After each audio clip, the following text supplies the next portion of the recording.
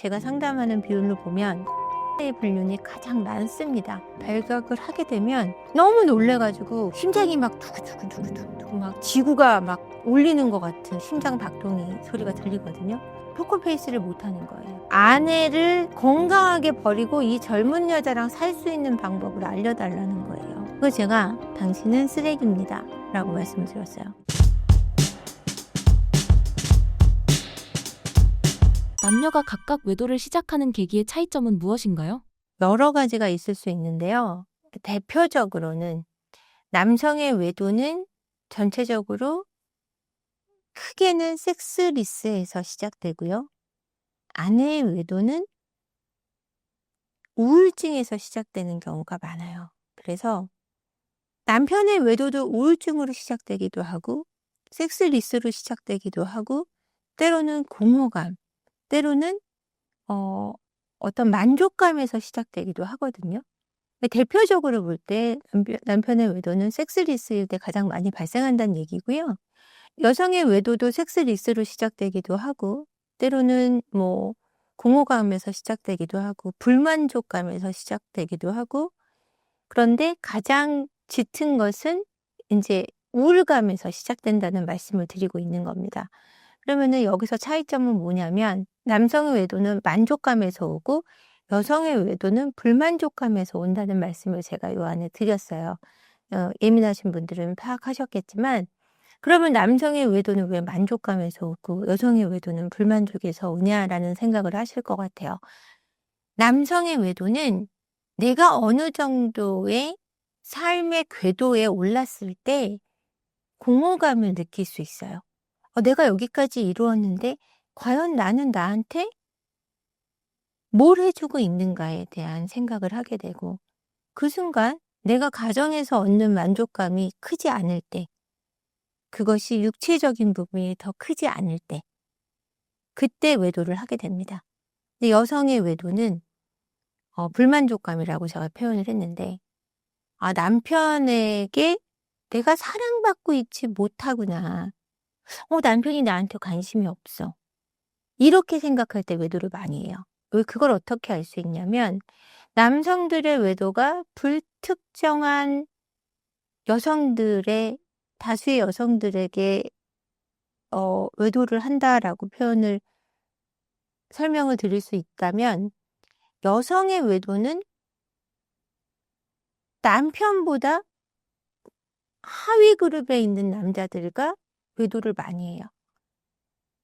이게 굉장히 특이할 거예요. 여성들은 굉장히 뭐 능력 있는 남자 좋아하고 뭐 돈 있는 사람, 돈 잘 쓰는 사람 좋아한다 그러는데 왜 남편보다 하위 그룹에 있는 남자를 많이 만날까 고민하실 것 같은데 나한테 관심을 많이 주는 사람은 안 바빠요. 안 바쁜 남자는 대체적으로 그렇게 능력이 없어요.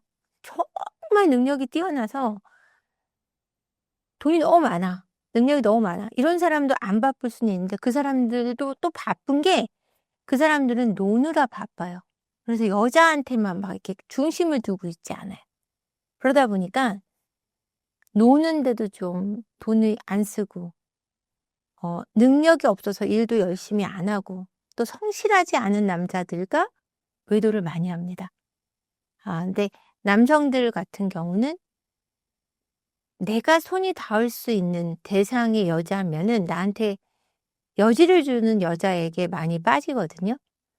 이렇게 다를 수 있을 것 같아요. 그러니까 남성은 여성의 경제적 상황이나 이런 것을 고려하지 않고 만난다면 그냥 여성이면 되는 케이스고 죄송하지만 남성분들께 여성분들은 나한테 관심이 좀 집중되는 사람을 만나기 때문에 한가해야 돼요. 그래서 남편보다 못한 사람을 만나는 케이스가 훨씬 많이 있습니다. 제 임상 사례로는 그렇습니다. 최근 상담하신 사례들 중 가장 충격적인 사례를 소개해 주실 수 있을까요? 제가 이 사례는 저도 놀랐어요. 제가 거의 10년 가까이 상담을 하면서 정말 수많은 이 내담자분들의 사례를 들으면서 매번 참 안타깝다라는 생각을 하지만 이 사례는 이거는 불가능하다. 많은 가정을 제가 살렸지만 이 가정은 살릴 수가 없다라고 판단했던 게, 근데 남성분이 저한테 찾아옵니다. 그래서 아내랑 사이가 좀 안 좋은데 이 회복할 수 있는 방법이 있나 그래서 알아보러 왔다 이런 얘기를 하시더라고요. 그래서 어떤 상태냐 했더니 아내가 좀 차갑게 굴기도 하고 대면대면 굴기도 하는데 외도인 것 같기도 하고 아닌 것 같기도, 일부러 외도인 척하는 것 같다 그러시는 거예요. 나를 이렇게 밀당을 하느라고 외도인 척하는 것 같은데 어떻게 생각하시냐 이러고 찾아오셨어요. 그래서 얘기를 들어보니까 제가 듣기에는 외도인 거예요. 왜 외도냐? 아내분이 속옷을 남편이 모르는 사이트에서 우연히 이제 어떤 아이디가 로그인돼서 봤는데 남편이 모르는 쇼핑몰에서 속옷을 한 40개 세트로 산 거예요. 근데 그게 반 정도만 집에 있고 반은 없더라는 거죠. 그리고 밤에 자꾸 동네 애기 엄마들이 부른다 그러면서 잠깐 책을 갖다 주러 갔다 온다. 그리고 뭐 잠깐 뭐 누가 부른다 그러고 잠깐 두세 시간씩 나갔다 온다는 거죠.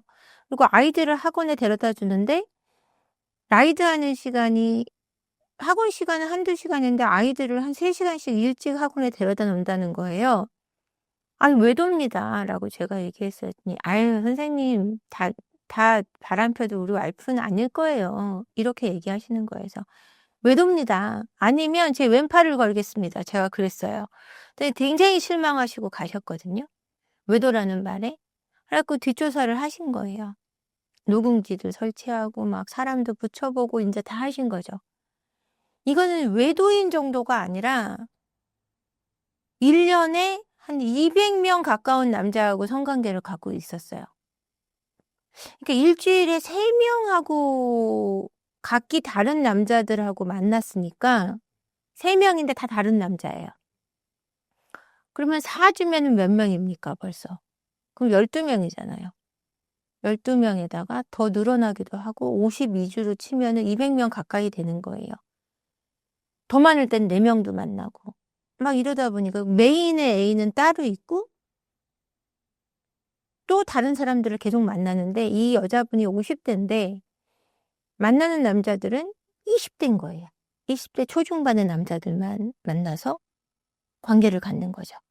근데 어떻게 관계를 갖느냐? 어디서 갖느냐? 모텔을 가기도 하지만 자기네 아파트 지하 주차장에 CCTV 사각지대에서, 지상 주차장에 CCTV 사각지대에서 저녁에 책을 갖다 주러 간다 그러고 와서 관계를 갖습니다. 그거를 다 녹음기나 어떤 그 블랙박스를 이렇게 다시 회복시켜 가지고 인제 그 포렌식을 해 가지고 그걸 다 발견하게 돼요. 이분이 망연자실해서 인제 이혼을 진행을 하고 이혼을 했습니다. 이혼을 진행을 했는데 저는 이게 굉장히 충격이었어요. 왜냐면은 그 여성분의 물론 과거에는 안 좋은 일이 있었겠지만 트라우마가 있고 제가 생각할 때는 여러 가지 유추할 수 있는 트라우마들이 있긴 한데 그거를 감안하더라도 또 그분이 남성과 성관계를 갖지 못한 날은 초중생의 아이들이 있는데 그 아이들을 때려요. 학대하다시피 막 두들겨 패요, 아빠가 안 볼 때. 그러니까 성관계가 되지 않은 날은 외간 남자와 아이들을 학대합니다. 그 학대가 어마어마해요. 온몸에 피멍이 들고 막 어마어마하거든요. 이해할 수 없는 사건이었어요.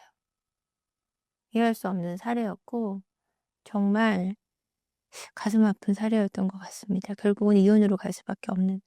1 년에 200명 가까이 남자를 만난 여자와 어떻게 살겠습니까? 그죠? 예. 제일 기억에 남는 사례입니다. 무조건 거의 붙여 놓는데 이건 남편분의 의지가 확고했고 살 수 없었고 저도 이거는 붙일 수 있는 사건이 아니었습니다. 화합시킬 수 있는. 음.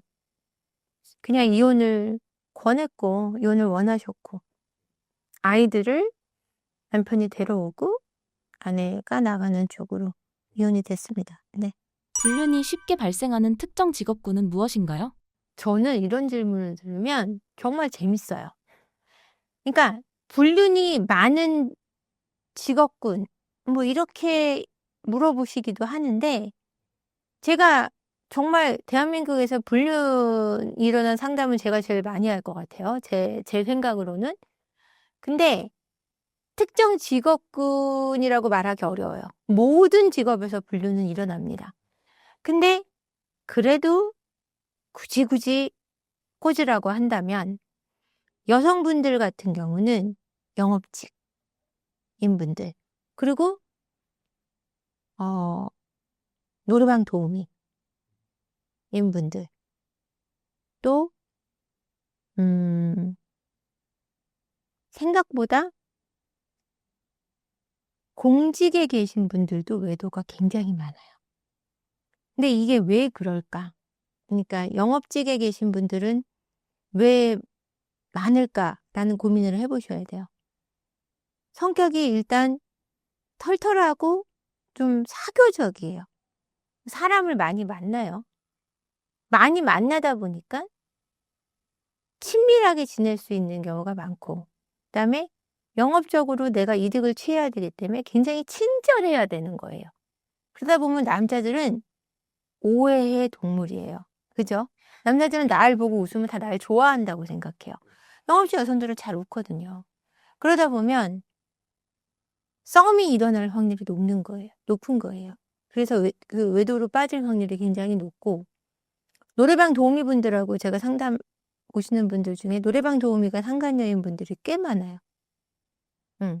그래서 그거는 왜냐면은 조건 만남으로 처음엔 시작을 하다가 그게 자주 반복이 되면 정이 들어서 못 헤어지는 거예요. 근데 이런 여성들의 특징은 정이 들어도 끝까지 돈을 받는다는 거.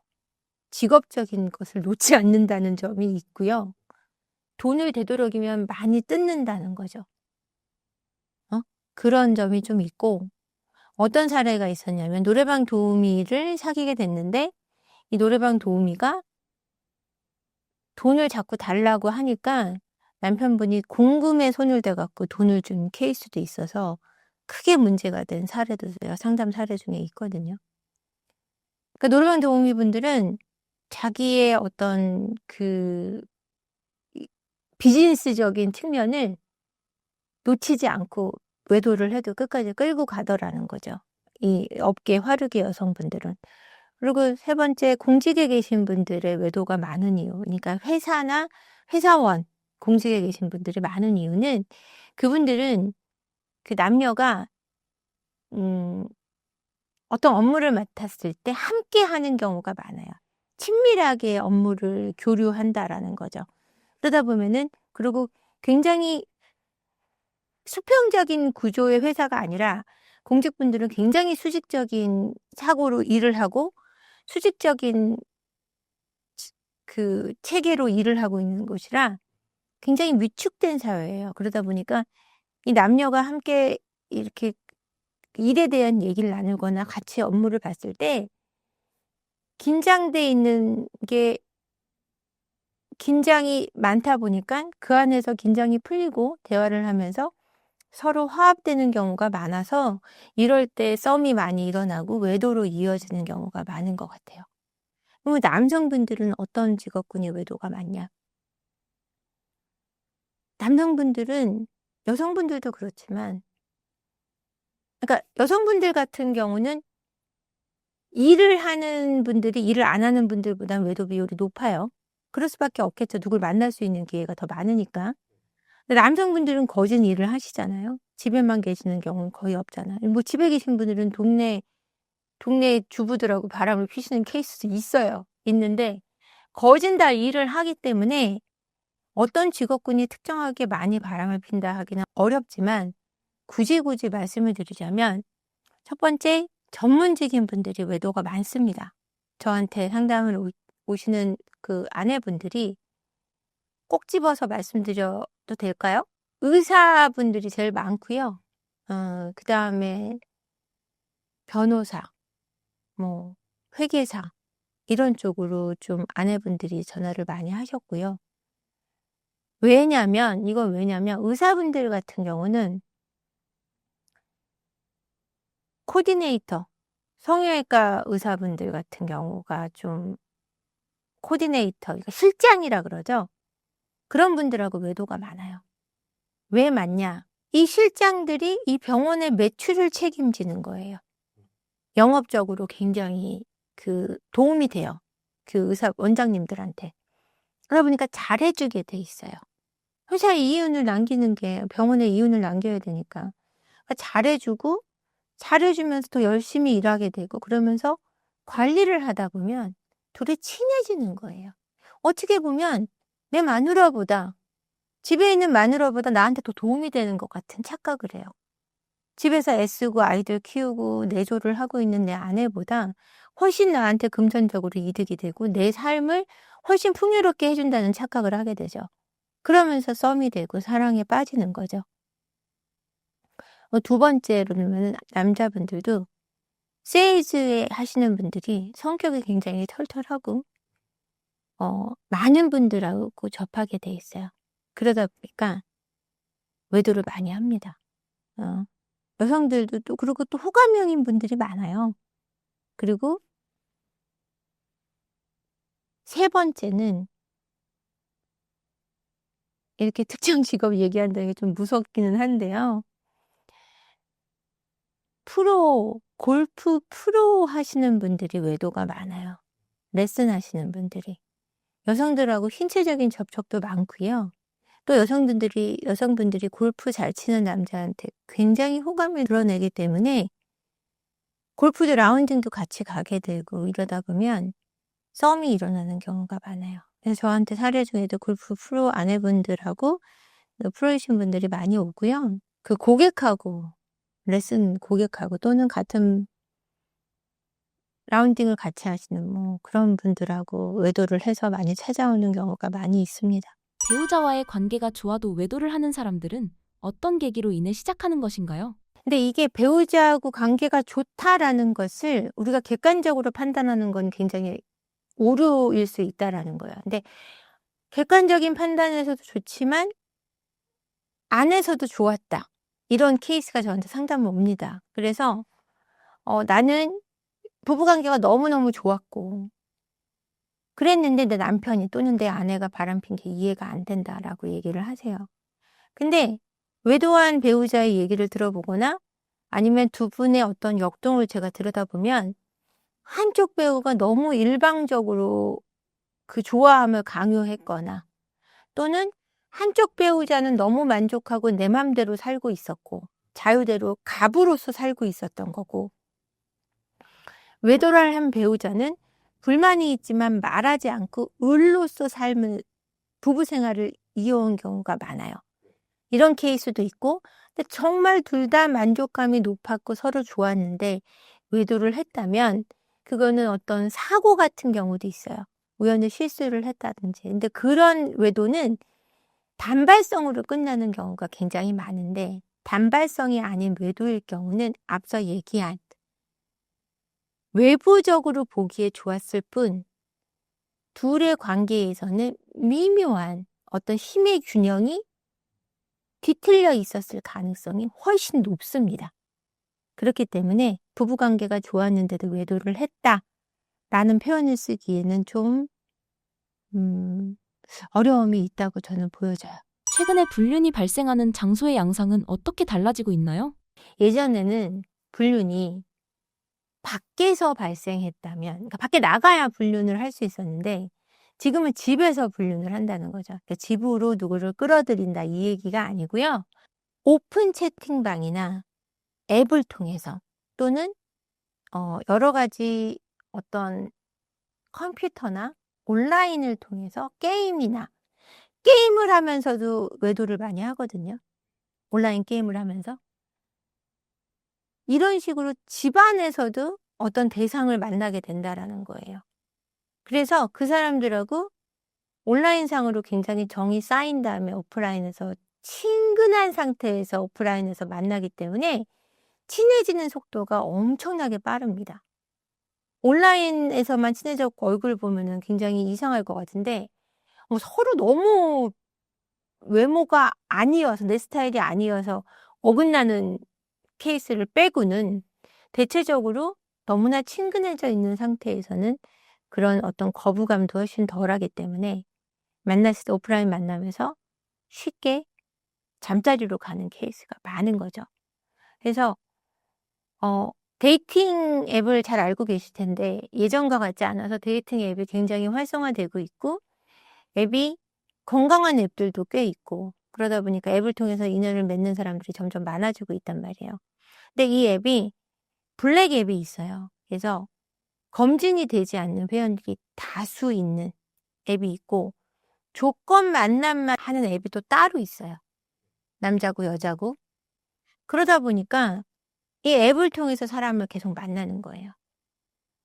그래서 양상이 외부에서 어떤 동호회나 동창회나 뭐 이런 것을 많았다면 지금은 온라인상의 만남을 통해서 오프라인 만남으로 이어져서 불륜으로 가는 양상이 되게 짙어지고 있고 근데 이게 굉장히 비율적으로 넓어져 가고 있지만 그럼에도 불구하고 아직까지는 제가 상담하는 비율로 보면 가장 많은 비율은 아무래도 늘어나고 있지만 아직은 그래도 회사 내 불륜이 가장 많습니다.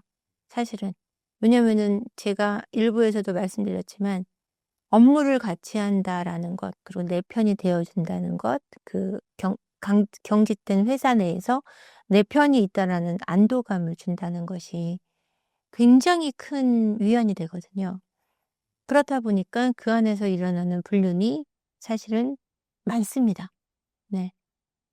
앞으로 불륜이 가장 만연하게 될 장소는 어떤 형태일 것이라고 예측하시나요? 앞으로 만약에 재택근무가 많아지고 만약에 그렇게 된다면 앞으로는 더 앱이 활성화되고 온라인으로 인한 불륜이 많아질 것 같고요. 그것이 어차피 불륜이라는 것은 육체적인 관계로 가기 위한 단계이기 때문에 이게 오프라인으로 이어져야 되기 때문에 그런 공간에 그러니까 모텔이라든지 뭐 이런 숙박업소나 만나는 비밀 장소 이런 것들이 더 다각화되지 않을까라는 생각이 들고요. 그래서 왜 모텔이나 호텔을 가면은 불륜 증거들이 남아서 나중에 문제가 많이 되잖아요. 이게 증거가 남지 않는 어떤 통로들이 많이 생길 것 같고 남기지 않으려고. 그래서 어떤 사례들이 있냐면 제 상담 사례 중에 남편이 또는 아내가 컴퓨터를 켜 놓고 덕캠을 하고 있거나 아니면은 온라인상으로 섹스를 하거나 이런 사례를 저한테 와서 외도 사례로 상담을 하시는 케이스도 있거든요. 이런 일들이 훨씬 더 빈번하게 확대되지 않을까라는 생각이 듭니다. 배우자의 불륜을 발각한 사람들이 가장 먼저 저지르는 실수는 무엇일까요? 이거는 늘 똑같아요. 이거는 항상 변하지 않는 게 뭐냐면 불륜을 발견했을 때 놀래요. 너무 놀래고 딱 정확하게 발각을 하게 되면 너무 놀래 가지고 심장이 막 두근두근두근두근 막 지구가 막 울리는 것 같은 심장 박동이 소리가 들리거든요. 그래서 이거를 포커페이스를 못 하는 거예요.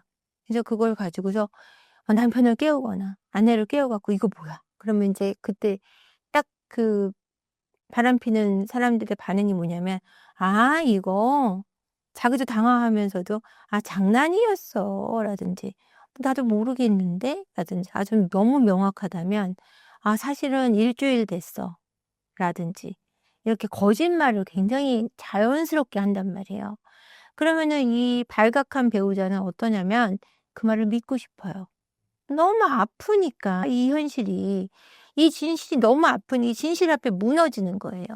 그래서 이게 믿고 싶고 "네 이번 일은 덮자." 그러면 그렇게 덮어버리게 돼요. 내가 너무 아프니까 빨리 잊고 싶기도 하고. 근데 이거를 그 앞에서 삭제하거나 덮거나 이렇게 빨리 이거를 알았다는 걸 드러내면 그 뒤로는 잡을 수가 없어요. 근데 불륜을 꼭 잡아야 되냐 말 것이냐 이거에 대한 얘기도 해야 될 텐데 불륜을 잡지 않는 게 나은 경우도 있지 않냐 이런 말씀도 하세요. 어떤 경우는 불륜을 하기 때문에 행복해서 나한테 잘해 주기도 하기 때문에 괜찮다라는 어떤 드라마도 있었다 그래요. 뭐 딸이 아빠의 불륜을 발견해서 엄마한테 일렀는데 야 내가 모르는 줄 알아? 알고 있었어. 근데 네 아빠가 불륜 시작한 뒤로 나한테 얼마나 잘해주는 줄 알아? 나한테 잘해주기 때문에 나는 입을 다물고 있었는데 네가 발견하는 바람에 내 행복이 끝났어 라고 화를 내는 드라마가 있었거든요. 이런 거에 대한 고민도 하시는 것 같아요. 근데 불륜을 발견해서 빨리 해결하지 않으면 가정이 깨져요. 초반에는 잘해주겠지만 뒤에 가면 그 여자한테 결국 가거나 그 남자한테 가려고 하는 케이스가 굉장히 많고요. 결국은 더 행복한 쪽을 쫓는 게 인간의 본능이기 때문에 그러려고 하는 확률이 훨씬 높아지기 때문에 불륜의 발견을 늦게 하면 할수록 굉장히 좋지 않다라는 거죠. 그래서 불륜을 발각했을 때 초반에 너무 일찍 이 증거에 대해서 들이밀거나 또는 이거에 대해서 추궁하는 것 자체가 너무 좋지 않아요. 당황하면 그리고 그 증거를 남겨놓지도 못해. 그러니까 내가 할 수 있는 대책을 마련할 시간을 벌어놔야 돼요. 조용히 이 증거를 수집하거나 빨리 이거를 나한테 옮겨놓거나 그리고 남편의 행동을 좀 주의 깊게 지켜보거나 아내의 행동을 좀 주의 깊게 지켜보거나 이럴 시간을 좀 벌어놓고 나도 여유 있게 좀 이렇게 한 발자국 떨어져서 좀 이렇게 관찰하는 태도가 필요한데 그걸 못하는 거죠. 그랬을 때 사실은 가장 좋지 않습니다. 불륜을 저지르는 사람들이 스스로를 합리화하는 방식은 무엇인가요? 불륜을 하는 사람들이 이제 오셔서 상담에서 얘기하시는 거는 본인도 힘들었다라고 얘기합니다. 그리고 근데 이게 힘들었다는 부분을 제가 공감하지 못하는 건 아니고요. 충분히 공감합니다. 그분들의 힘듦도.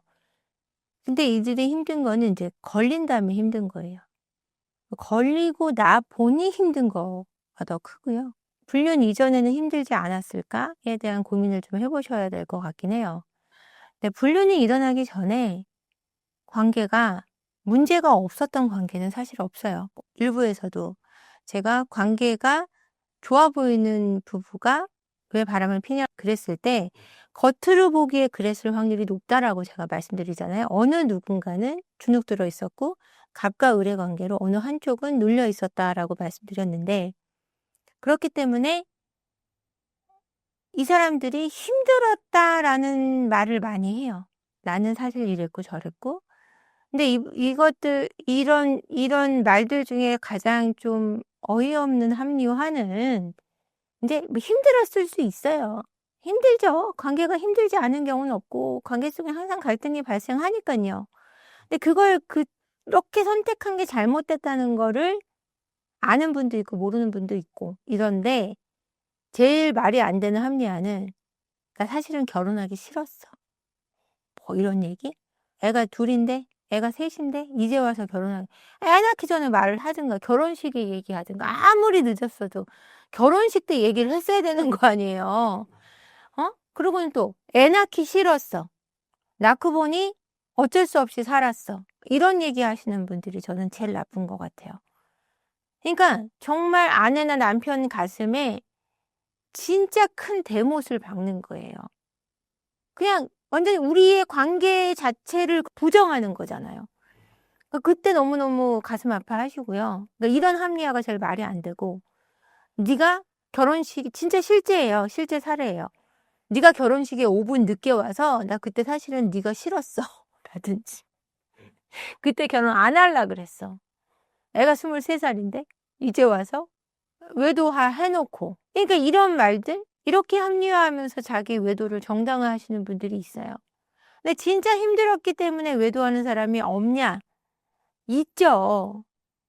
막 세스리스를 아내가 또는 남편이 너무 거부를 10년, 15년씩 해서 어느 순간 누군가가 손을 탁 잡아갖고 우연찮게 그 손의 떨림 때문에 그 외도가 시작되고 15년씩 거부당하다 보니 너무 자기도 어쩔 수 없어서 그런 행동을 하는 케이스도 있어요.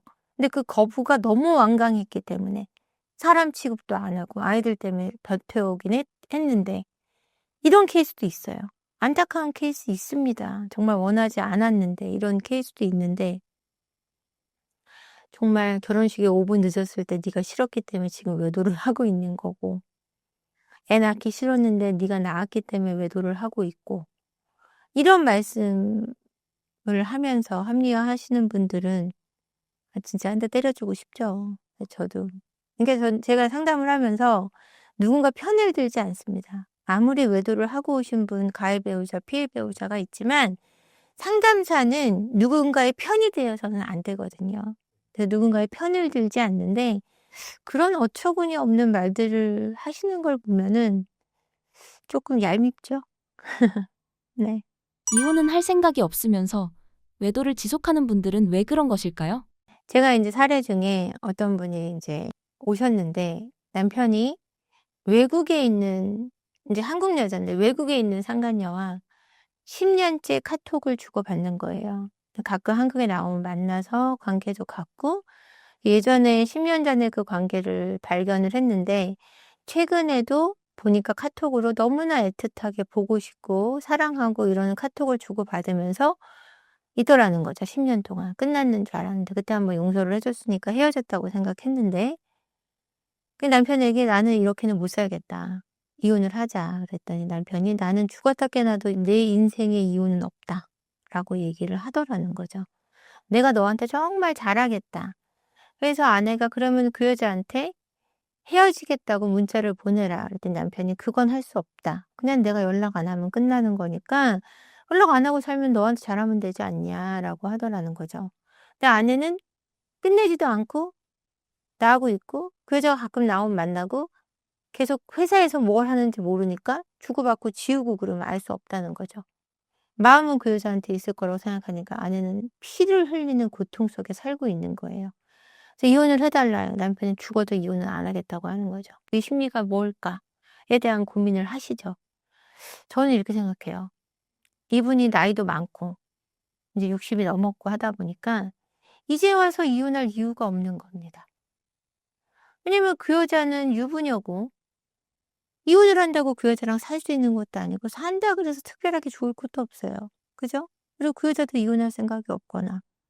그러니깐 당연히 이혼할 생각이 없고 내 아내가 지금 이혼을 했을 때 재산을 절반을 줘야 되고 30년 이상 살았기 때문에 내가 가난해질 이유도 없고 애들 보기에 부끄러운 아빠가 되고 싶지도 않고 또는 여자라면 부끄러운 엄마가 되고 싶지도 않을 거고 그게 사회적으로 드러나서 대외적으로 드러나서 나한테 득될 게 아무것도 없어요. 이혼을 하기 전에는 그게 소문이 날 확률이 굉장히 적은데 이혼을 하고 나면 소문을 날 확률이 너무 높아지는 거예요. 그리고 재산도 나누어 줘야 되고요. 또 이런 사례도 있습니다. 어떤 남성분이 저한테 전화가 왔어요. "나는 바람을 피고 있다. 난 그래서" 이런 경우가 있거든요. "네, 바람을 피고 있는데 그 여자랑 그 남자랑 끝내고 싶습니다. 도와주십시오."라서 인제 심리 상담을 받는 케이스들이 있어요. 물론 도와드립니다. 헤어질 수 있도록 도와드리고요. 근데 이분이 그런 전화가 왔길래 '아 헤어지고 싶으신가 보다.' 도와드리려고 전화를 받았더니 그게 아니라 아내를 건강하게 버리고 이 젊은 여자랑 살 수 있는 방법을 알려 달라는 거예요. 그래서 제가 "당신은 쓰레기입니다."라고 말씀을 드렸어요. 제가 나쁜 놈, 나쁜 놈, 나쁜 놈 많이 봤지만 나쁜 놈이라고 한 적이 없는데 그 다 사정이 있기 때문에 누구나 본인은 진짜 나쁜 놈이라고 저 얘기를 했거든요. 그러니까 아내가 시어머니도 모시고 애들도 많아요. 근데 시어머니가 100 세가 가까우셨는데 그분이 돌아가실 때까지 아내가 모시게 하고 자기는 이혼을 하는 게 아니라 버릴 방법이라고 제가 표현했잖아요. 이혼은 안 할 거예요, 이 남자분이. 이혼을 왜 안 하냐? 재산은 주기가 싫은 거예요. 그렇게 말을 해요. 이혼을 하면 재산 분할을 해야 되기 때문에 자기는 이혼은 안 하고 싶다. 돈은 자기가 다 관리하고 있기 때문에. "돈은 내가 다 벌었다, 평생. 이 여자한테 왜 돈을 줘야 되냐?" 거의 35 년을 살아 놓고는 그렇게 말씀을 하시는 거예요. 여자는 애들을 그렇게 많이 낳고 시어머니를 평생 모셨는데 자기는 젊은 여자한테 가기 위해 재산 다 갖고 가기 위해서 이혼을 안 하고 건강하게 별거하고 애들에게는 "면이 서는 아빠가 되게 해 달라."라고 저한테 상담 전화를 하셨더라고요. 제가 상담하면서 그렇게 화를 내본 건 처음인 것 같아요. 화를 냈다기보다 정말 독설을 했죠, 제가. 제가 상담하면서 독설을 하는 케이스가 거의 없어요. 10년 가까이 누구한테나 독설을 하지 않거든요. 왜냐면 상담이기 때문에 제 개인적인 감정이 들어가면 안 돼요. 정말 그걸 배제하고 상담을 하는 사람인데 그분한테는 감정은 배제했지만 정말 할 수 있는 최대치의 말을 해 드렸던 것 같아요. 정말 인생 그렇게 살면 안 된다는 얘기 제일 많이 해 드렸고 아이들에게 참여를 하고 외도를 하고 있다 하고 건강하게 이혼을 드려라. 그리고 어머님을 모시고 그 젊은 여자랑 가서 셋이 살아라. 제가 그랬거든요. 그랬더니 그 여자가 자기 엄마 모실 것 같지 않다 그러더라고요. 이처럼 바람은 피지만 이혼은 하지 않는 심리는 자기의 이익 때문입니다. 명확하게. 바람이 의외로 육체적인 관계보다 정서적인 교감에서 시작되는 경우가 많다고 하는데 사실인가요? 네, 사실입니다. 바람은 육체적인 것만으로 시작하긴 어렵습니다. 누구나 그 배우자하고 관계에서 어떤 인정 또는 정서적인 교감, 행복감 또는 소통, 정서적인 안정감, 따뜻함 이런 것에 대한 부족함 때문에 외도를 하는 경우가 훨씬 많아요. 그래서 바람을 피면 아유 그 집밖에 몰라. 그 집거리에 미쳐 가지고 이런 얘기를 하는데 사실 그런 섹스만을 위해서 외도를 한다면 누군가를 만나서 교제하는 것보다는 성매매가 훨씬 손쉽고 훨씬 재미있을 수도 있어요. 업소 여성이나 업소 남성들은 어떤 잠자리에 대한 테크닉을 공부하거든요. 그러니까 섹스만을 추구한다면 그런 쪽이 훨씬 돈도 덜 들고 훨씬 재미있을 수 있죠. 남자들은 바람을 필 때 돈을 많이 쓰지만 여자들은 안 쓴다고 생각하시는데 그렇지 않아요. 여성분들도 흔히 얘기하는 꾸민비를 많이 써요. 여성분들도 외도를 하면서 대출을 받고 이런 경우가 많은데 왜 그러냐면 그 남자한테 주기 위한 분들도 있겠지만 그런 경우는 굉장히 드물고 나를 위해 치장하기 위해 돈을 쓰거든요. 그러니까 그렇게 쓰는 것보다는 그냥 손쉽게 그냥 성매매를 하는 게 훨씬 손쉬운 세상이죠. 지금 시대가. 근데 그러지 않는 것은 정서적인 교감을 추구하기 때문이거든요. 그래서 내가 인정받고 여성들이 외도를 할 때 밖에 나가서 '왜 외도를 할까?'라는 고민을 해 보시면 불만족일 때 제가 외도를 한다 그랬는데 밖에 나가면은 집에서 생전 나한테 이쁘다는 얘기 한마디 안 해 주는 남편만 있는데 밖에 나가면 예쁘다고 해 줘요 남자들이. 원래 남의 여자는 다 예뻐요. 우스갯소리인데. 자식은 내 자식이 좋고 여자는 남의 여자가 좋다라는 속담이 있을 정도예요. 그런 속담이 있을 정도니 밖에 나가면 다 예쁘다고 해 줍니다. 그러다 보니까 정서적인 것을 추구하기 때문에 사실은 외도가 시작됩니다. 남성들도 이런 얘기 하잖아요. "우리 남편을 시어머니가 다 망쳐 놨어." 이런 얘기 해요 여자들이. 우쭈쭈, 우쭈쭈 너무 해놔 가지고 우쭈쭈 안 해 주니까 삐져. 아내들은 남편을 우쭈쭈 해 주지 않아요. 인정해 주지 않아요. 왜냐면 너무 많이 알거든요. 저 남자가 얼마나 시시한지 또는 방구를 얼마나 많이 끼는지 또는 밥 먹다가 트름하고 얼마나 더러운지 잘 안 씻는지부터 다 알아요. 그래서 우쭈쭈 해 주기 너무 어려워요. 잘난 부분도 있지만 못한 부분이 너무 많이 알아요. 근데 밖에 나가면은 우쭈쭈, 우쭈쭈, 우쭈쭈 난리예요. 특히 상간녀분들 "오빠 최고다. 당신 진짜 멋있다. 그러니까 부장님 최고예요. 과장님 최고예요." 해 줘요. 이러니까 이 정서적인 안정감 또는 어떤 인정 여기서 목마름을 밖에서 채울 수 있고 그것이 채워지는 가운데 육체적인 관계가 더해질 때 만족감이 굉장히 큰 거예요. 그러니까 집에서 와이프랑 관계를 갖는 것과는 다른 차원의 관계가 되는 거죠. 내가 우뚝 서는 거예요 정말. 그러니까 발기가 되지 않는 남자들도 밖에서는 발기가 되는 케이스가 많아요. 그게 발기부전의 첫 번째 치료가 파트너를 바꾸는 거라는 얘기가 있어요. 바꿔보는 거. 내가 정말 이 여자한테만 안 되는 거지. 딴 데도 내가 정말 발기분자인지 알아보려면 파트너를 바꿔보는 게 첫 번째 치료다라고 얘기를 하거든요. 이처럼 남자에게 인정받는 것에 대한 목마름이 크기 때문에 정서적인 부분 때문에 바람을 핀다고 해도 사실은 과언이 아닙니다. 그 짓거리에 미쳐서 바람을 피는 게 아니에요. 배우자에게서는 채울 수 없는 결핍을 불륜을 통해 해소하려는 경우가 많은 것 같은데 어떤 결핍들이 외도로 이어지게 되나요? 앞에 부분인 정서적인 부분 때문에 외도를 시작한다고 얘기했다면 인제 지금 이제 추가적인 질문이기 때문에 제가 말씀드리면 육체적인 부분도 중요하지 않을 수 없다라는 얘기를 해 드리고 싶어요. 그러니까 아까 그 외도가 정서적인 부분이 채워지면서 육체적인 부분까지 더해지면 그 만족도가 굉장히 클 것이다라고 말씀드렸잖아요. 왜 그 만족도가 더 커지냐면 내가 펼칠 수 있는 것이 많아져요, 잠자리에서. 그러니까 정서적인 부분으로 위축돼 있으면 그냥 기본적인 관계밖에 할 수가 없어요. 딱 한 가지 체이라든지 아니면 빨리 끝내고 빨리 자야 된다든지 뭐 애들 들으니까 조용히 하라든지 뭐 이런 식의 관계밖에 될 수 없어. 굉장히 평범한 관계, 단순한 관계밖에 가질 수 없는데 밖에서 자유로운 공간에서 인정받는 가운데 나를 사랑하고 나를 존경한다는 느낌이 들 때 또는 내가 너무 이 남자한테 사랑받는다는 느낌이 들 때 내가 굉장히 섹시하게 여겨질 때 그때는 잠자리에서 펼칠 수 있는 어떤 테크닉적인 부분 아니면 또 표현 방법들이 굉장히 다양해질 수 있는 그런 파워가 나옵니다. 그러다 보니까 집에서 갖는 육체적인 관계보다 더 다이나믹하고 훨씬 재미있을 수밖에 없어요. 근데 집에서 남편이나 아내 같은 경우는 관계를 원할 때 부정당할 때 어떤 식으로 거부당할 때 거부하냐면 아내 같은 경우는 "아 졸려. 피곤해." 라든지 "몸이 아파." 아니면 "빨리 해." 아니면 "다음 주." 이렇게 거부를 한단 말이에요. 그럼 그렇게 한 3 번, 4번 거절당하고 뭐 빨리 하라 그래서 빨리 하고 나면 '내가 이러면서까지 자야 되나?' 이런 생각들을 많이 하신다 그래요. 남편한테 좀 "잠자리 좀 하자." 그러면 "야 가족끼리 그러는 거 아니야." 여자로서 취급하지 않아요. 그죠?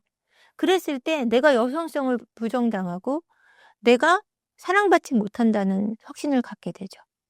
이랬을 때 바깥에서 외도를 하고 싶어지게 하는 것 같습니다.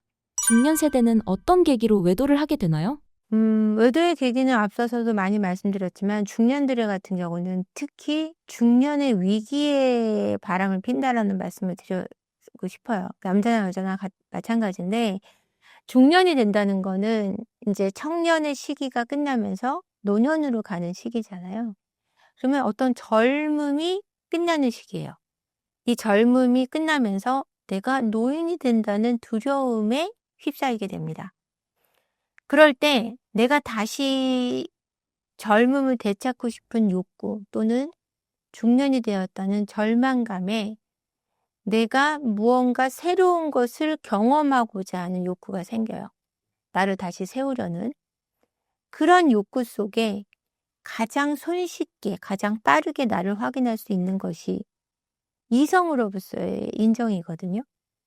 그러다 보니 이제 외도를 하게 되고 또 자존감이 많이 무너져 있는 가운데 이성이 나를 인정해 줄 때 올라오는 자존감 이런 것들이 굉장하거든요. 그런 이유로 외도를 많이 하게 됩니다. 그래서 내가 사랑받는다는 자신감이 아이부터 노인이 그러니까 모든 인간이 굉장한 기쁨이거든요. 어? 이런 것에 대한 확인이 그들을 다시금 젊음으로 돌아가는 느낌을 줄 수 있는 거죠. 그럴 때 외도를 많이 하게 된다고 할 수 있고요.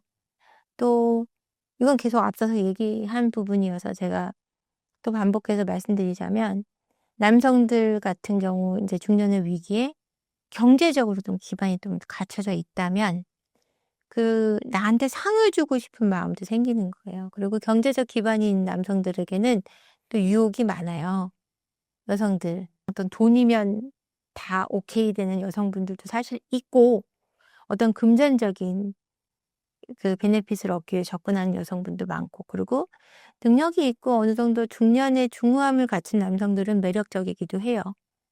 그러다 보니까 유혹이 많고 그러다 보면 유혹이 많다 보면 거기에 걸려들거나 빠지거나 또는 스스로 그 유혹을 찾아 나서는 남성분들도 중년의 위기에 많기 때문에 아무래도 그 시기에 유혹이 많아지는 것 같고, 여성들 같은 경우는 아이들이 어느 정도 성장을 하죠. 아이들 키울 때는 아이들 때문에 너무너무 바쁘고 정신이 없다가 중년이 되면 아이들이 중고등학생이 되거나 대학생이 됩니다.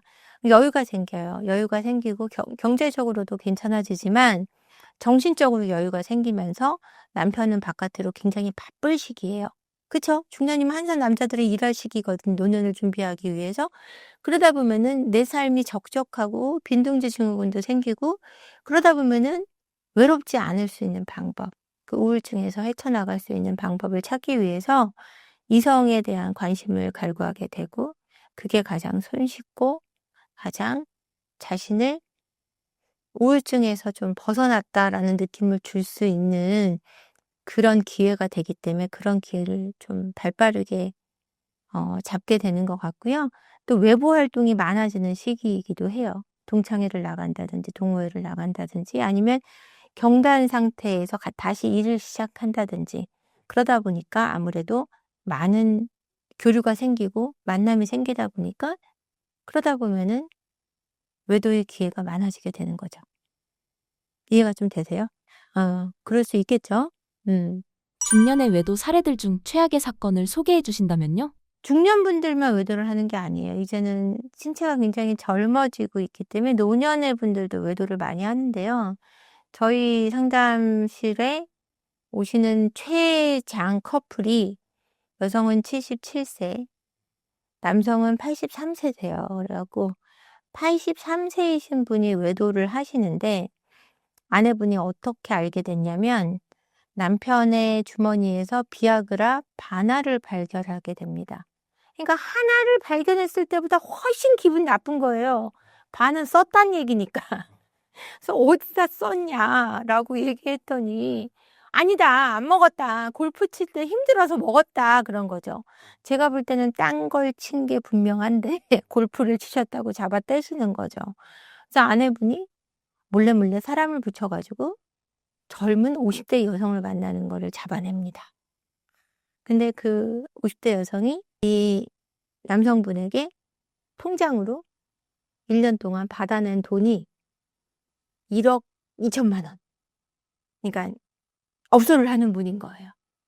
그래 갖고 아내분이 그 여성분을 상대로 지금 소송을 한 상태입니다. 그러니까 그렇게 나이 차이가 많이 나는 여성분이 남성분을 만날 때는 그 이유가 있는 거죠. 그러니까 남성분들, 젊은 여성이 다가온다고 유혹에 빠지지 마시고 가정을 지키시기 바랍니다. 응?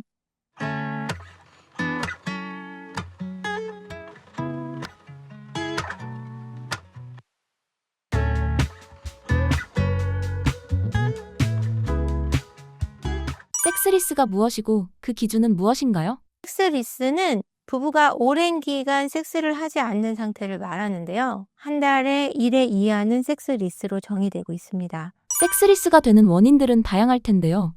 사례들 중 의외의 원인 같은 게 있었을까요? 섹스리스가 되는 원인들은요, 다양하다기보다, 다양하죠. 다양한데 가장 근본적인 원인은 정서적인 부분이에요. 그래서 정서적인 부분 때문에 외도를 많이 한다라는 얘기를 3부에서 다루었었는데, 정서적으로 고립될 때, 서로 고립시킬 때 섹스리스에 많이 빠집니다. 그래서 거부를 할 때, 그러니까 섹스를 한 3번, 4번 거부당했어요. 그다음부터는 그 아내와 남편과 관계를 갖고 싶지 않아진다는 얘기를 제가 제일 많이 들었어요. 제일 많이 들었는데, 왜 거부를 당하면은 섹스를 더 이상 하고 싶지 않냐면, 내 자존감이 무너지고, 아, 내가 되게 별로구나, 저 사람한테는. 나를 인정해 주지 않는다는 거, 나를 예쁘다고 느끼지 않는다. 여성들 같은 경우는. 남성들 같은 경우는 내가 섹스로서 저 여자한테 즐거움을 주지 못하는구나. 나랑 하는 게 좋으면 안 할 리가 없잖아. 그래서 보통 아내분들이 거부할 때 남편분들이 농담으로 "너 바람 났냐?" 이런 얘기 많이 하시거든요. 근데 바람 나서가 아니라 정말 하기 싫어하시는 분들은 남편이 못해서도 있고, 남편하고 하는 게 재미없는 거예요. 실제로 오셔서 그런 얘기 많이 하시거든요. 그리고 아니면 우울증 때문에 성감이 전혀 없는 분들도 있어요, 아내분들이. 그럼 성감이 없으면 좋을 수가 없겠죠. 그랬을 때 그러면 남편분만 그랬냐? 다른 분들 연애 때 그랬었냐면 다른 분들하고는 괜찮은데 남편만 그렇다면 남편의 문제일 수 있는데 다른 분들 "저는 원래 성욕이 없어요." 이런 분들은 거의 100% 우울증이에요. 불안장애가 있거나 우울증이에요. 그래서 그런 케이스로 섹스리스가 되는 경우도 많이 있고요. 또 남성분들 같은 경우 섹스리스 문제 중에 가장 풀기 힘들었던 문제는 아내가 너무 좋은데 섹스는 하기 싫대요. 왜 그러냐? 여동생 같대요. 때로는 엄마 같다는 거예요. 너무 나한테 잘해주고 고맙고 행복하게 해주고 싶은데 접촉은 하고 싶지 않대요. 어떻게 엄마랑 자냐는 거죠. 어떻게? 여동생하고 자냐는 거예요. 이런 경우는 풀기가 굉장히 어려웠었어요. 그럼 왜 그렇게 여동생 같고 왜 그렇게 엄마 같냐라고 느끼면 어떤 외적인 자극이 부족하기도 하고 또는 너무 나한테 헌신할 때 또 여자한테 흥미를 잃기도 합니다, 여자는 아내에게. 그러니까 제가 늘상 아내분들에게 남편의 외도를 하는 아내분들에게 말씀을 드리는데 본인을 반짝반짝하게 만들어야 된다는 얘기를 해요. 근데 그게 외모를 가꾸라는 의미도 안 들어있는 것은 아닌데 내적인 반짝임이 필요하거든요.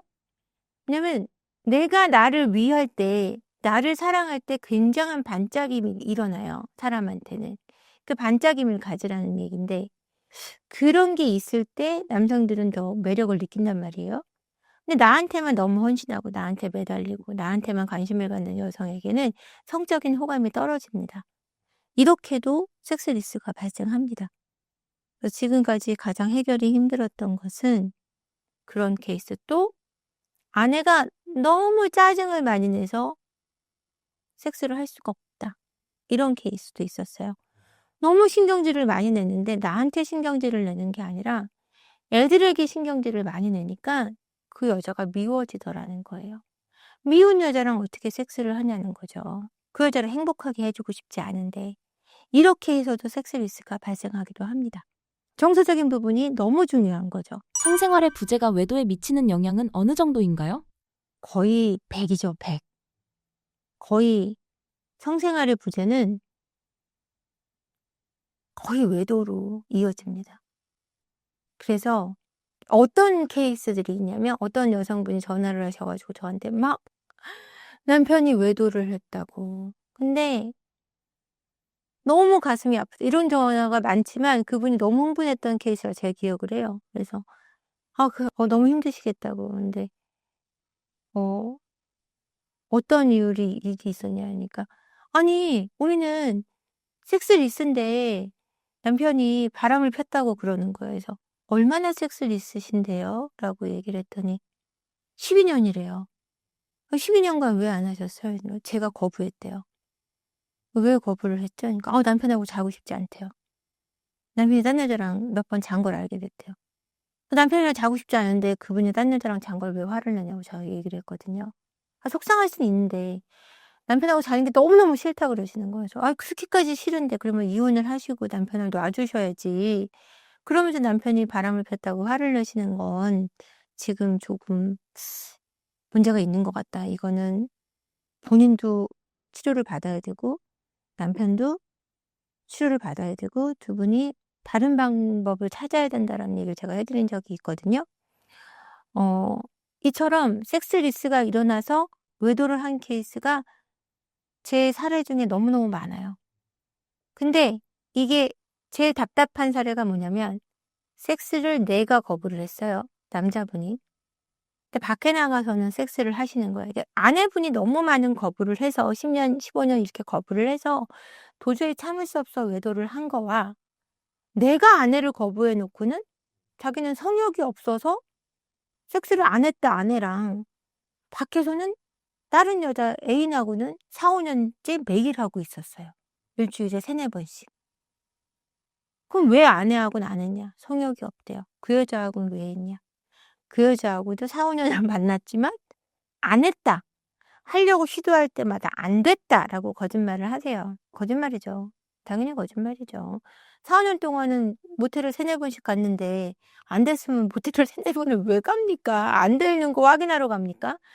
예, 그거는 거짓말을 하는 거고. 그런 케이스가 사실은 가장 안타까운 케이스고요. 그런 경우는 어떤 케이스냐면 남성분들이 아내한테 성적인 느낌을 못 받는 케이스, 아까 말씀드린 그런 케이스도 있고, 때로는 남편분이 너무 야동을 많이 봐서 어? 성인물을 너무 많이 보다 보니까 평범한 어떤 몸을 가진 아내에게는 성욕을 느낄 수 없는 그런 케이스도 꽤 있습니다. 그리고 내가 정상적인 어떤 건강한 관계에서는 성욕을 느낄 수 없는 그런 어떤 반사회적인 성향이 짙은 남성분들도 있고요. 야동을 많이 봐서 아까 말씀드렸다시피 너무 확대돼 있는, 과장돼 있는 몸에 대해서만 반응을 하는 케이스. 그래서 아내하고 관계를 못하는 그런 케이스도 꽤 있습니다. 섹스리스 문제를 개선하기 위해서 부부가 서로 할 수 있는 노력은 어떤 게 있을까요? 제가 섹스리스 문제를 여러 가지로 방향을 말씀드렸는데, 이제 아내가 너무 짜증을 내서 부부관계를 갖고 싶지 않다. 이런 부분에 있어서는 사실은 성격적인 문제거든요. 이거는 사실 좁히기가 굉장히 쉬워요. 부부 상담을 받으면. 그래서 상담 속에서 서로의 어떤 정서적인 부분에 대해서 이해도를 높이고, 이해도를 높임으로 해서 아내분의 어떤 불안장애나 우울증이나 이런 게 있으면 치료를 해서 그것을 짜증을 내거나 아이들하고 관계에서의 어떤 트라우마나 이런 걸 치료해 가면서 두 분의 관계를 좁히면 섹스리스가 쉽게 해결이 되는데, 야동을 너무 많이 봐서 과장돼 있는 몸에만 반응한다거나 막 이럴 때는 치유하는 게 되게 시간이 오래 걸려요. 전문적인 상담과 약물적인 치료도 들어가야 되고, 그게 굉장히 긴 시간 필요하기도 하고요. 뭐 아내가 가슴을 넣고 막 엉덩이를 넣어야 되고 이런 게 아니라 전문가의 개입이 반드시 필요하고, 여동생 같고 막 이런 느낌이 들 때도 이 남편분의 아내하고 관계 속을 들여다보면 어떤 게 있냐면 그게 핑계인 경우가 되게 많아요. 그래서 그 핑계를 대는 이유의 원인을 찾아야 돼요. 그래서 이 사람이 그런 핑계를 대는 이유가 뭔가, 아내에 대한 두려움도 있는 경우도 있고요. 그런 얘기를 했는데 알고 보면 아내가 너무 강압적이어서 사실은 아내를 무서워하는 케이스도 있었고요. 분석을 해보니까, 깊이 있게 들어가 보니까. 그래서 그 트라우마를 이제 드러내야 해결이 되는 케이스도 있었고요. 그 전문가의 개입이 필요한 경우가 더 많고요. 부부 간의 노력을 해야 된다면 일단 남편이 야동을 보거나 어떤 이런 부분에 있어서 자극을 없애야 돼요. 그런 자극이 없어져야 되고요. 서로 정서적인 어떤 인정을 줄 수 있는 어떤 대화를 조금 더 많이 할 수 있는 시간을 만들고, 그다음에 각방 쓰는 부분은 절대 안 되고요. 되도록이면 한 침대에서 항상 생활을 할 수 있도록 노력을 하는 부분. 그리고 스킨십의 영역을 조금씩 단계적으로 발전시켜 나가셔야 돼요. 처음엔 자주 손을 잡는다거나, 그다음에는 자주 안고 있다거나, 잠을 잘 때 항상 붙어서 잔다거나, 그다음에는 뭐 팔을 베고 잔다거나, 잠옷을 입고 자던 것을 속옷만 입고 잔다거나, 그리고 조금 더 발전해서 스킨십이 조금 더 짙어지면 그다음에는 옷을 다 벗고 자본다거나, 이런 단계적인 어떤 스킨십의 어 확대가 부부 간의 섹스리스를 둘이서 노력을 할 때는 분명히 도움이 됩니다. 그러니까 아이들이 어린 경우 이런 거 되게 힘들어하시는데, 아이를 누구한테 맡겨 놓고라도 한 달에 1-2회라도, 요즘에는 호텔 이런 데 대실도 잘 되고 하기 때문에 비용도 많이 비싸지도 않아요. 그런 데 가셔 가지고 일부러 시간을 내셔서 관계를 꾸준하게 갖는 게 훨씬 섹스리스가 되지 않는 길이에요. 그래서 뭐든지 미뤄 놓으면 더 밀게 돼 있어요. 집에 있는 물건들도 '안 쓰고 나중에 써야지.'라고 둔 물건들은 영원히 안 써요. '나중에 입어야지.' 하는 옷은 절대 안 입게 돼요. 섹스도 마찬가지예요. '아 나중에 해야지. 애들 좀 키워 놓고 아니면 뭐 애기 일찍 자면 해야지.' 이런 식으로 하면 섹스를 더 안 하게 돼요. 그게 아니라 어떻게든 날짜를 정해 놓고 '우리가 이날은 어떤 방법을 써서라도 하자.' 이런 식으로 정말 '꼭 해야 된다.'라는 의식이 있어야 됩니다.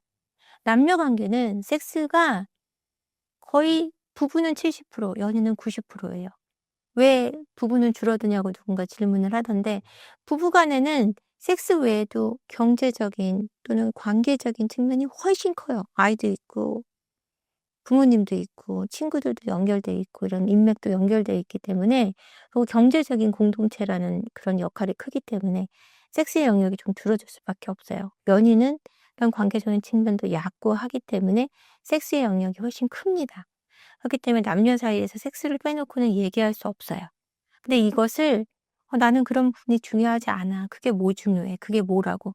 그게 뭐긴 뭐예요. 인간의 3대 욕구 중에 하나인데 그걸 무시하면서 어떻게 삶을 살아간다고 할 수 있겠습니까? 저는 그렇게 생각합니다. 중년이나 노년 세대도 성관계를 꾸준히 해야 좋은가요?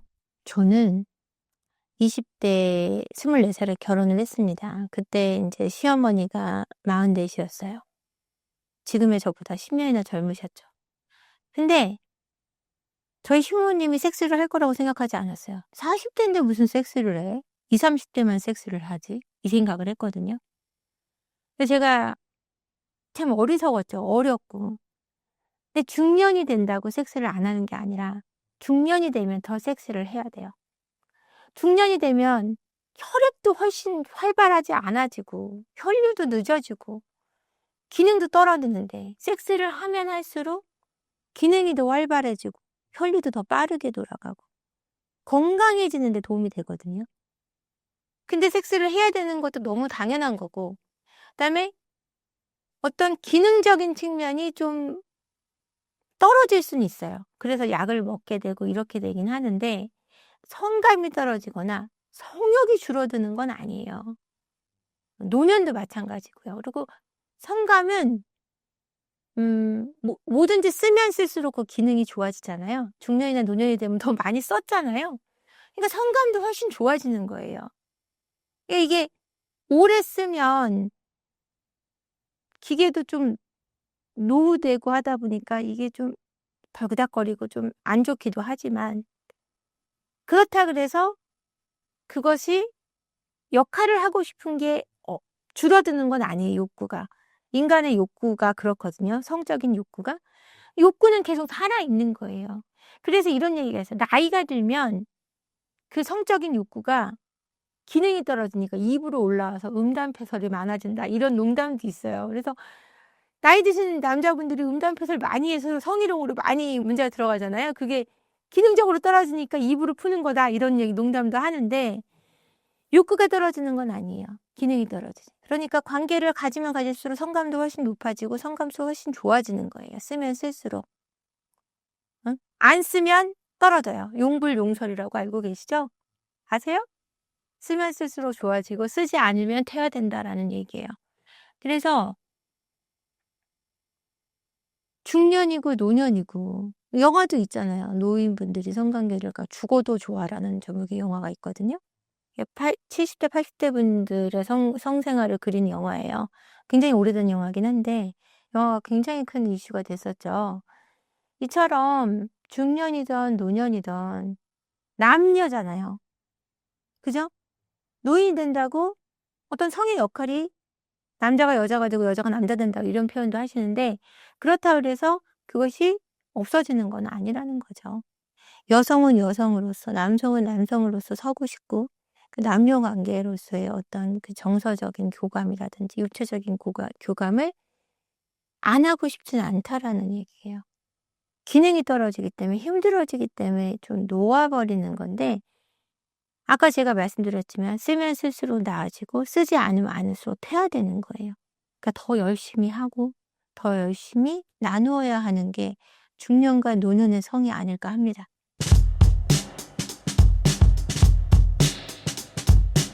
성욕이 강한 여자에게 나타나는 특징에는 어떤 것들이 있을까요?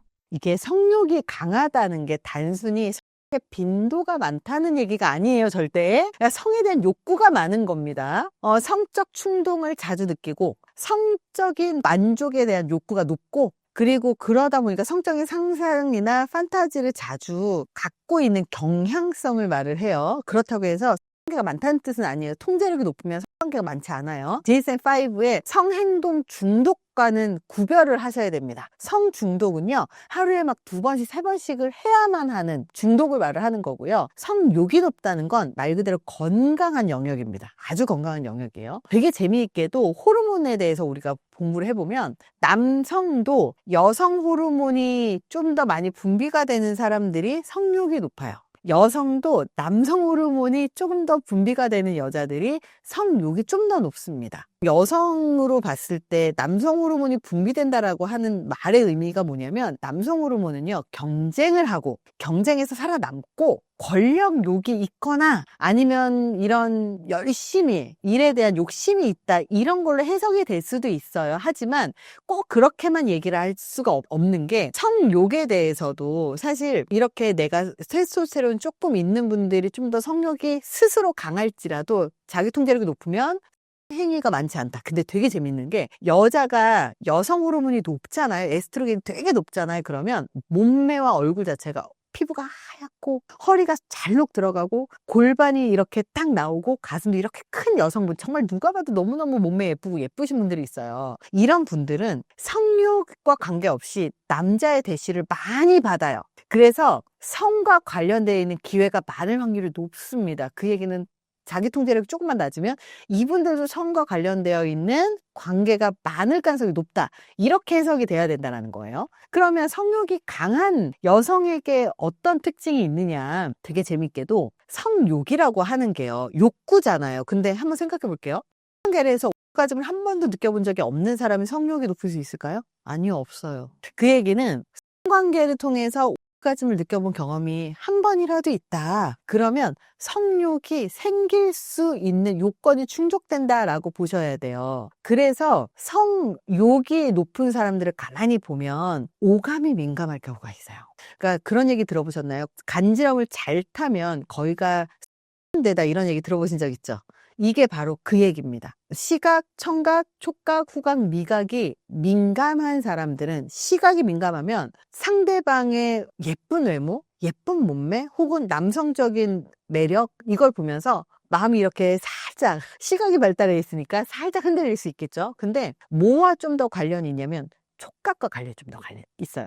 촉각이 뭐냐면 이런 지금 이 피부에 대한 촉각만 촉각이 아니에요. 우리가 오가즘을 느꼈을 때 오가즘을 느끼는 그 공간들, 질이라든지 아니면 남성의 페이스라든지 이런 게 다 촉각이잖아요.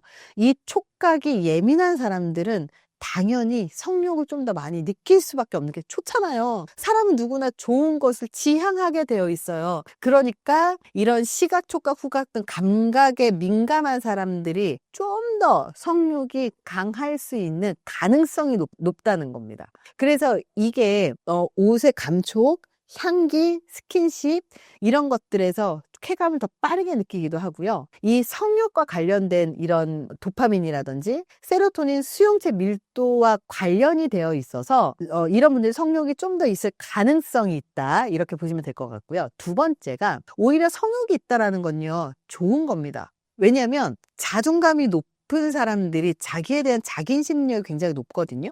근데 자기인식 능력이 왜 좋으냐면 성욕이 높은 사람들이 자기 몸에 대해서 되게 긍정적인 인식을 갖고 있는 가능성이 되게 높아요.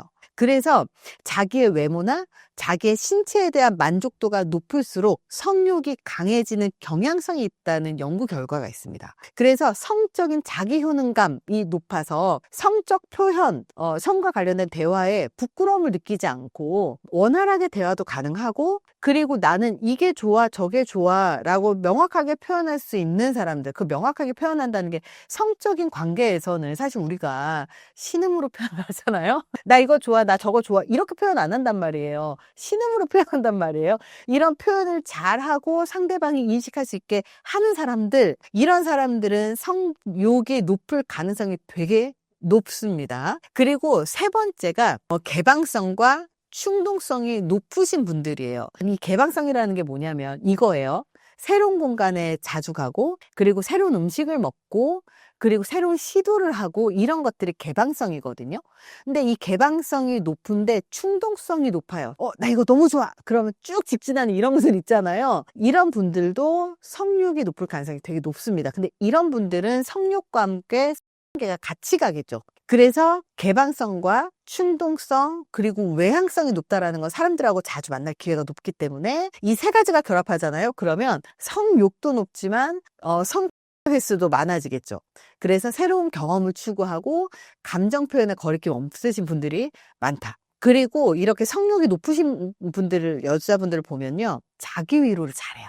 근데 자기 위로를 잘한다라는 것만 보면, 자기 위로 잘하면 와 많겠네 이렇게 생각하겠지만, 남자분들이 어떤 좀 두려움을 갖고 있냐면, 여자가 자기 위로를 하면 내가 그 스토리를 이길 수 있겠어?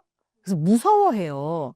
근데 무서워할 필요가 없습니다. 절대 무서워하지 마세요. 여자가 자기 위로를 한다는 건 오히려 자기 존중감이 높은 편이라고 받아들이는 게 좋아요. 왜냐하면 자기 존중감이 낮으면 자기의 외로움, 그리고 자기의 그런 혼자 있음, 그리고 성을 통해서 남자를 끌어들여서 관계를 유지하려고 하는 그런 경향성이 있어서 남자와 성적인 접촉이 더 잦을 가능성이 높거든요.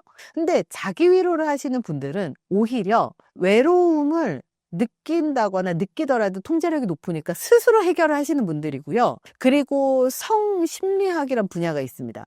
성심리학에서는요, 자기 위로를 권장을 해요.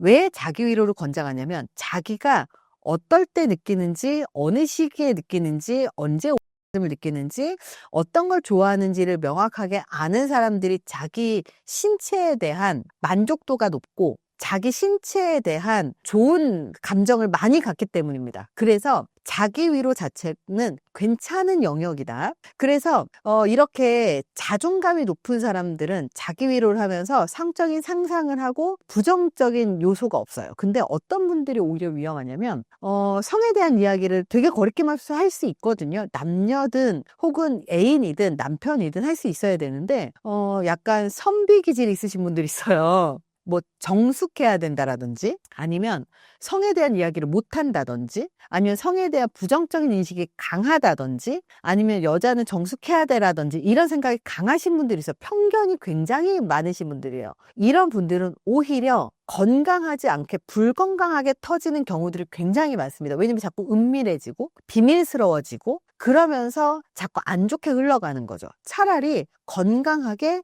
그리고 양지로 끌어올려서 차라리 자기 위로하는 거, 이게 훨씬 더 낫다라고 생각을 하시는 게 훨씬 건강한 쪽이라고 보시는 게 좋을 것 같아요. 이 성적인 욕구는 본능이잖아요. 그렇기 때문에 성적인 욕구를 억누르거나 모른 척하거나 아니면 회피하거나 이런 것들이 훨씬 불건강한 거다라고 인식을 해주시면 됩니다. 이 성적인 욕구를 해소를 잘 하잖아요. 그럼 스트레스가 해소가 잘 되고, 그리고 자기의 심리적인 그런 불안이라든지 아니면 분노라든지 아니면 이런 것들이 성 해소와 함께 같이 해소가 되는 경우들이 많아요. 그래서 실제로 심리 연구들을 보면 쌤이라고 해서 뭐 우리 다 알 거예요. 뭐 예를 들어서 마조히즘, 사디즘 뭐 이런 이야기들 되게 많이 나오는데, 어떤 사람들이 이런 것들을 되게 불건강하거나 아니면 변태 이렇게 보는데요. 남녀가 그런 성향이 둘이 맞아서 둘이 그런 행위를 통해서 만족을 한다. 이것도 굉장히 건강한 겁니다. 실제로 연구들을 보면 이런 식으로 그냥 우리가 일반적으로 하는 성계인 바닐라라고 하는데요. 바닐라도 옳고 쌤도 옳다. 그래서 올바르게 를 통해서 해소를 할 수 있다면 그건 건강한 거고, 오히려 억압하고 억제하고 회피하고 모른 척하면 훨씬 불건강해서 이런 사람들이 오히려 정신 건강에 문제가 생길 가능성이 높다, 이런 연구 결과들이 굉장히 많습니다. 성욕은 잘 해결하시면 좋은 겁니다. 그래서 성욕이 높으신 분들, 여성분들이 이런 판타지나 성적인 상상도 잘하고요. 그리고 자기 표현도 잘하기 때문에 남녀 간의 연인 관계에서도요, 만족도가 굉장히 높습니다. 어떤 분들은 성욕이 되게 높으신 분들 중에서 성과 관련해서 좀 오픈마인드이신 분들이 있어요. 애정이 없어도 가능해, 이렇게 생각하시는 분들이 있거든요. 감정하고 성을 분리해서 보시는 분들, 섹슈얼리티가 좀 더 강하고 그리고 개방성이 강하면서 이런 충동성이 좀 강하신, 이러면서 성하고 애정하고 분리하시는 이런 분들은 성 횟수도 많겠죠? 이런 분들은 굳이 안 합니다. 언제든지 남자로 불러들일 수 있는데 굳이 를 왜 합니까? 그래서 애정 없이도 성적 접촉이 가능한 분들도 있다. 하지만 성욕이 높다고 해서 누구나 이런 건 아니다. 그러니 여자분이 성욕이 높다고 남자분이라고 아무하고나 잘 거라고 상상을 하시면 절대 안 된다. 이렇게 생각을 하시면 좋을 것 같아요. 이런 사람 성욕이 있는 거 아니야 라고 오해하시는 분들 중에 첫 번째가 짧은 옷을 입거나 아니면 달라붙는 옷을 입거나 리액션이 크거나 성적인 농담을 잘하면 이런 분들이 성욕 높을 것이다, 쉬울 것이다, 이렇게 착각하는데요. 짧은 옷을 입거나 달라붙는 옷을 입는 건요, 몸매가 좋아서 과시하고 싶은 욕구가 있는 분이 훨씬 이런 옷을 많이 입는 거지 성욕과 전혀 무관합니다. 리액션이 큰 건요, 외향적인 사람인 거지 성욕하고 전혀 관련이 없습니다. 성적인 농담을 잘한다는 건 오히려 자존감이 높고 성과 관련된 열등감이라든지 억압이라든지 없고 자기 표현을 잘하는, 개방적인 표현을 잘한다는 거지 성욕과 전혀 관련이 없다, 이렇게 생각을 하시면 돼요. 성욕은 겉으로 드러나는 외모나 말투보다 이 성과 관련되어 있는 내 욕구를 어떻게 처리하느냐, 그리고 내 감각이 어떻게 되어 있느냐와 관련이 있다. 여기에서 아마 가장 빠른 건요, 간지럼 잘 타? 아니면 이렇게 침을 놨을 때 앞을 더 많이 느껴? 이런 거에 훨씬 더 밀접하게 바로 확인할 수 있는 방법이 아닐까, 그런 생각을 합니다. 한국 사회는요, 여전히 여성의 성 욕구와 성에 대한 표현에 대해서 되게 보수적이죠. 그러다 보니까 실제로는 건강한 성적인 욕구를 가진 여성들이 훨씬 더 정서적으로 안정감이 있고 훨씬 더 건강하고 훨씬 더 남성하고 친밀한 관계를 맺을 수 있는데도 불구하고 성과 관련된 대화를 하면 저 사람은 되게 성욕이 강할 것이다 라고 오해를 하거나 해플 것이다 라고 오해를 하는 것 같아요. 근데 오히려 해프거나 성욕이 강하다는 게 아니라 건강하다, 오히려 성과 관련돼서 균형 있는 생각을 갖고 있다, 이렇게 생각을 하시는 게 훨씬 더 나을 것 같아요. 여성의 성욕이 강해지는 시기가 따로 있을까요? 있죠. 남자분들이 좀 잘 모르시는 게 뭐냐면, 남자분들은 남자분이 좀 더 여자에 비해서 성욕이 좀 더 높아요. 그러니까 성욕이라고 하는 게 빈도의 차이거든요. 강도와 빈도예요. 근데 강도로 봤을 때는 남녀 둘 다 상관없이 강도는 사실 여성이 더 셀 수 있어요. 왜냐면 따짐을 느꼈을 때 남자가 느끼는 것보다 여자가 느끼는 게 훨씬 더 강하거든요. 그래서 강도는 여자가 더 셀 수 있지만 빈도로 봤을 때 남자가 빈도가 훨씬 더 자주 있다고 느끼는 것 같아요. 남자들 같은 경우는 40대가 돼도 주 1회 정도는 성관계를 해야 된다고 느껴요. 그러면 40대가 주 1회면 30대는 몇 회일까요? 주 2, 3회고요. 20대는 하루에 3번씩이라는 이야기까지 하잖아요. 바로 빈도의 차이다. 그렇다면 남자가 느끼는 빈도는 주 1회에서 2회 정도가 기본 평균이라면 여자는 어느 정도 될까? 왜 여자가 남자보다 성욕이 없어 보일까를 보면 여자의 성욕의 빈도와 기간 때문에 그렇습니다. 여자가 성욕이 높아진 시기가 있어요. 언제일까요? 여자는 호르몬의 노예입니다. 배란기를 잘 살펴야 되는데요. 첫 번째는요, 생리 주기를 체크하세요. 그래서 생리 주기를 체크하셔서 생리 전과 후가 여성이 성욕이 높아지는 시기입니다. 어떤 여자는요, 생리 중에도 성욕이 높아지는 경우들이 있어요. 그래서 생리 언제 해 했을 때 여성분들이 생리통이 심하신 분들이 있거든요. 생리통이 심한 분들은요, 당연히 이 시기에는 성욕이 올라오지 않습니다. 생리통이 심하신 분들은 거의 5% 정도밖에 안 돼요. 5%, 7% 정도밖에 안 돼요. 근데 대부분은 생리통 그렇게 심하진 않습니다. 생리통이 그렇게 심하지 않은 95%의 사람들은 생리 전, 2, 3일 전, 생리 후, 2, 3일 후, 요때가 가장 강하고요. 실제로 요거를 학문적으로는 배란기를 중심으로 계산해라라고 얘기하는데요. 배란기 전후 며칠이라고도 이야기를 해요. 근데 한번 생각을 해보면 배란기가 언제냐면 생리가 끝나고 나서, 사실 생리하고 다음 생리 중간이 배란기라고 우리는 알고 있지만 사실은 실제로 그렇지 않습니다. 생리가 끝나고 나서 일주일에서 5일 이내가 배란기가 시작이 돼요. 그럼 생리가 끝나고 난 이후가 성욕이 굉장히 높겠죠? 인간은요, 굉장히 오묘하게 태어났습니다. 왜 오묘하게 태어났냐면 종족 번식을 위해서 만들어졌어요. 남자는 정자가 생성이 되고 여자는 난자가 생성이 돼요. 그래서 정자는 종족을 굉장히 많이 뿌리라고 만들어져서 정자는 28일 주기로 계속 수억 마리가 생기잖아요. 이거는 종족을 많이 번식하라는 신의 섭리고요. 여자는 한 달에 한 번 난자가 생겨요. 그러면 네 자식 하나는 네가 온전하게 무조건 지켜내라 라는 신의 섭리예요. 그러면 여자는 언제 가장 성욕이 높아야 될까요? 배란기겠죠. 근데 배란기에 딱 성욕이 높으면 임신이 될 가능성이 낮아질 수 있어요. 그러면 언제 성욕이 높아야 되냐면 배란기가 시작되기 바로 직전이 성욕이 높아야, 남성의 정자가 건강하다면 이 여성의 질 안에서, 자궁 안에서 머무르다가 난자가 뿅 하고 생겼을 때 바로 달려들어서 임신이 되는 거거든요. 그래서 배란기 바로 직전, 생리가 끝난 후 며칠 이내가 사실 가장 강할 수 있다, 이렇게 보시면 되고요. 배란 시점 전후 며칠, 대략 주기가 12일에서 16일이라고 합니다. 그래서 평균적으로 올라간다는 연구 결과가 있어요. 그래서 이럴 때는 되게 연구 결과가 이게 맞아라고 할 정도로 정말 신비로운 연구 결과가 뭐냐면, 여자가 배란기가 되면요, 얼굴이 예뻐집니다. 입술이 붉어지고 볼이 붉어지고 그리고 눈이 반짝반짝해져요. 요거 생각해보면 뭐하고 연결돼요? 화장하고 연결돼요. 여성의 화장은요, 배란기 때 예뻐지는 얼굴에서부터 시초가 된 거예요. 그래서 여자는 배란기가 되면 훨씬 더 예뻐지고요. 특히 여자가 배란기가 되면 능력 있는 남자한테 훨씬 더 호감이나 관심을 더 많이 갖고요. 여자가 배란기가 되면 기억력이 굉장히 좋아져서 남자가 얼마나 좋은 물건을 갖고 있는지, 어떤 직업을 갖고 있는지를 더 잘 기억하게 됩니다.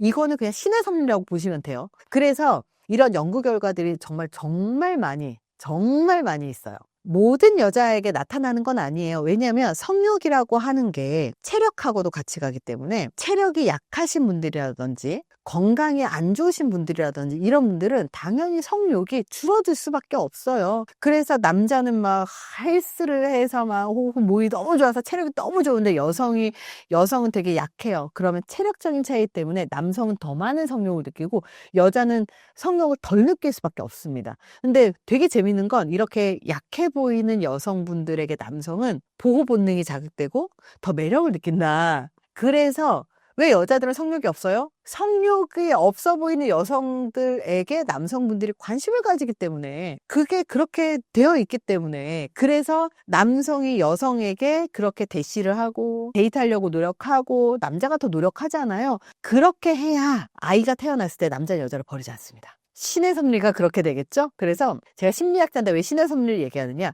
태어날 때부터 이렇게 만들어졌어요. 남녀의 차이가 이렇게 생겨났어요. 이거는 누가 만든 것도 아니고, 여자가 일부러 갑질하려고 그러는 것도 아니고, 남자한테 일부러 불이익을 주려고 한 것도 아니고, 그냥 여기에서부터 남녀의 연애가 시작되었다고 생각을 하시면 훨씬 이해가 빠를 거라고 생각이 됩니다. 두 번째가, 여자가 성욕이 되게 올라올 때가 언제냐면 잘 자고 일어났을 때. 그래서 충분한 수면, 충분한 잠을 잘 잤을 때거든요. 근데 예를 들어서 언제 남자분하고 여자분하고 사이가 나빠지냐면, 부부가 결혼을 해서 아이가 딱 태어나잖아요. 그러면 그때부터 섹스가 시작이 돼요. 왜 이때 섹스가 시작이 되냐면, 아이가 딱 태어나면 아이는 10분에 한 번씩 자다 깨서 그 우유를 먹고 분유를 먹고 또 자고 10분에 한 번씩 깨서 자다가 10분이 20분 되고 20분이 30분 되고 30분이 50분 되고 50분이 1시간이 되는 거거든요. 아이가 갓 태어났을 때는 10분밖에 안 자요. 20분밖에 안 자요. 근데 그것도 규칙적이냐? 규칙적이지도 않아요. 그러면 엄마는 눈 떠서 아이가 젖 달라고 하면 젖을 줘야 돼요. 이렇게 3개월에서 6개월 이렇게 계속 아이를 케어를 한단 말이에요. 잠을 잘까요? 잠 못 잡니다. 잠을 못 자면요, 사람이 정신병에 걸려요. 실제로 이 뇌척수에게 잠을 안 자면 찌꺼기들이 막 생겨요. 잠을 자면 이 찌꺼기들이 싹 사라집니다.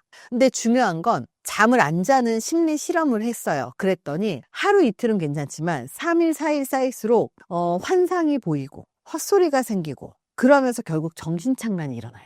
그 정도로 인간에게 있어서 잠을 못 잔다는 건 생존에 위협이 되는 상황이라는 거예요.